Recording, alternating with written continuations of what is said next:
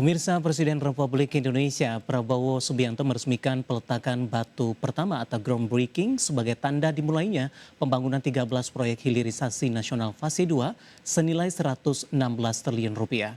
Salah satu proyek yang diresmikan ialah hilirisasi batubara yang menjadi DME yang mampu menekan impor LPG hingga 1 juta ton per tahunnya.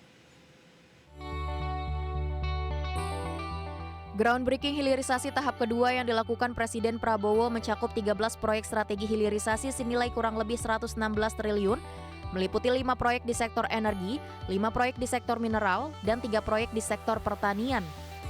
Salah satunya proyek hilirisasi raksasa ialah groundbreaking hilirisasi melalui percepatan perkembangan Coal to DME di Tanjung Enim, Sumatera Selatan yang dilakukan PT Bukit Asam Tbk bersama Danantara dan Pertamina Persero. Adapun proyek hilirisasi batubara menjadi di metal ether atau DME ini bakal menggunakan teknologi gasifikasi skala besar pertama di tanah air dengan total DME mencapai 1,4 juta ton per tahun dan mampu menghasilkan 1 juta ton LPG.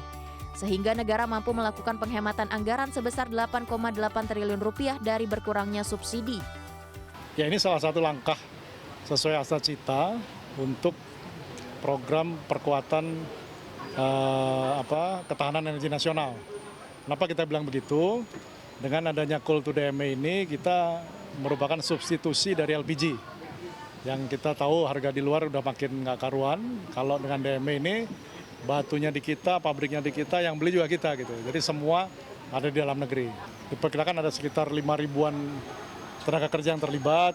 Kemudian juga devisa, pajak, dan juga yang nggak kalah penting pemanfaatan batu bara loreng yang selama ini belum teroptimalkan. Padahal cadangan kita sangat banyak gitu. Jadi yang kita desain sekarang kapasitas 1,4 juta ton DME. Itu setara kira-kira kalorinya dengan 1 juta ton LPG. Menggunakan batu bara berapa? 7 juta ton batu bara per tahun. Jadi dari 7 juta batu bara itu jadi 1,4 juta DME, setara 1 juta LPG. Tak hanya meningkatkan ketahanan energi nasional, langkah hilirisasi ini mampu meningkatkan multiplier efek ekonomi bagi masyarakat nasional dan daerah, di mana proyek ini mampu menyerap hingga 5.300 tenaga kerja, peningkatan devisi dan pajak hingga mampu meningkatkan pemanfaatan batu bara low rank yang selama ini belum optimal. Saya bahagia, listrik kita sudah terpenuhi. Boleh dikatakan 100%. Kedua, minyak BBM maksudnya dengan gejolak global ini kita bisa berkontribusi melalui B50 dengan kelapa sawitnya.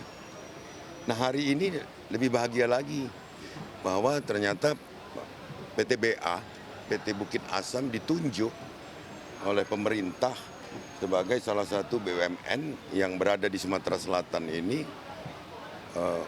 menjadi perusahaan yang mengkonversi batu bara menjadi LPG. Nah, ini tentu akan menjawab dari seluruh kebutuhan nasional. Dari Tanjung Enim, Kalimantan Selatan, Ade Firmansyah, Muhammad Khairuddin, IDX Channel.